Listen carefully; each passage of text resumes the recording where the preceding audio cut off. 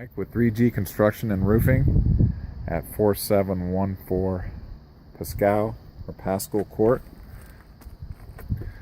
Taking a look at the fence, the roof, the windows, the gutters, just making sure that there's no damage from the two storms that we've had recently, hail and wind. Some on the roof, and you can see the little fibers. You can see the damage. It's the entire roof. You can see how it's kind of, the sun's actually glaring on those strands of fiberglass. That's really coming out nice at least in the video that I can see.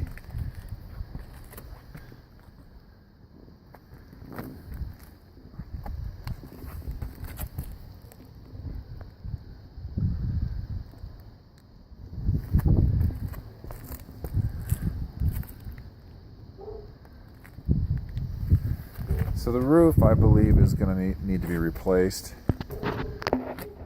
The shutters, I think all the shutters will have to be replaced. This one's split in half, and it's really hard to say if this was actually caused by the hail. There's a couple of them that I would say are likely that was caused by the hail, but these ones are just split.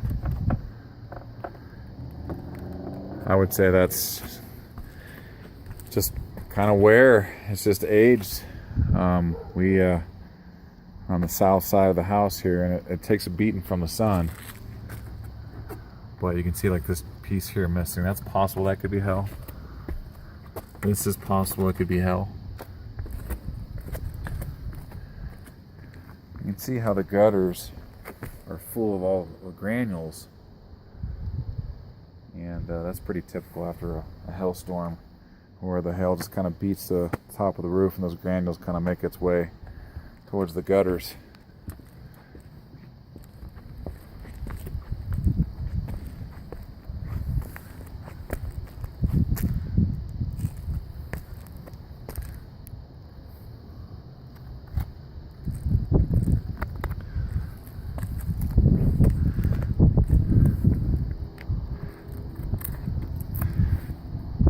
Missing a piece there.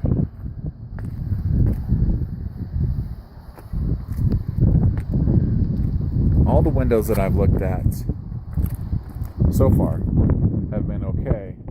The gutters look like they're okay as well so far. I'm still kind of in the middle of looking at everything, but usually you can see little dings on the downspouts of the gutters. And I think that they survived really well. And the windows, like I said, so far they look good as well.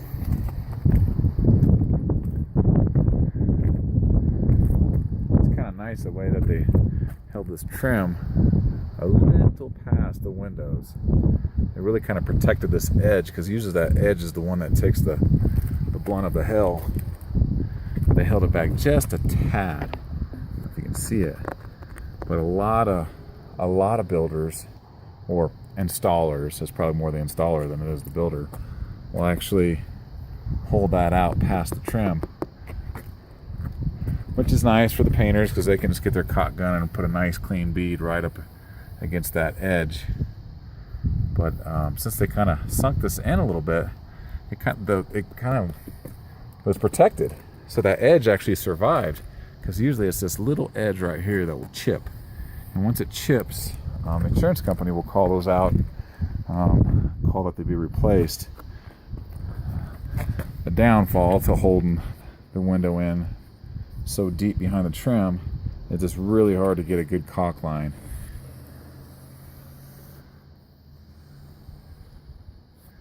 You can see these windows need to be caulked. From what I've seen so far, the house really needs an exterior paint job as well. I mean, that's something separate, obviously. I don't think the insurance company is gonna get involved with that, but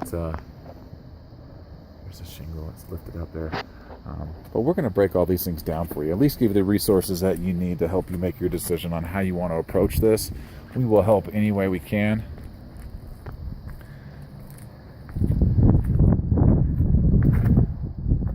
break the roof out, fence, exterior painting, shutters.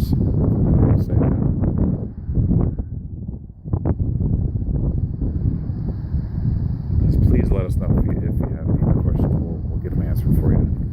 But you definitely need to call your insurance company and have them come out and look at the roof.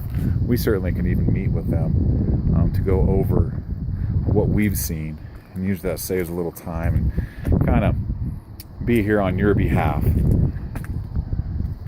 sure you get what you're entitled to. Questions, concerns, ideas, please let me know. There'll probably be a second part of this video. If you look at the fence down there, I might be able to get it in. I can probably get it in from here. You can see where they have it propped up. We got a post there. You can see they put what I like to call it's called a scab piece right there. That's going to need 2 posts.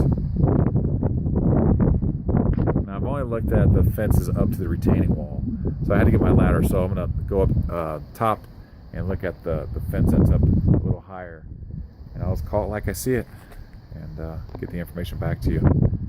Thank you so much.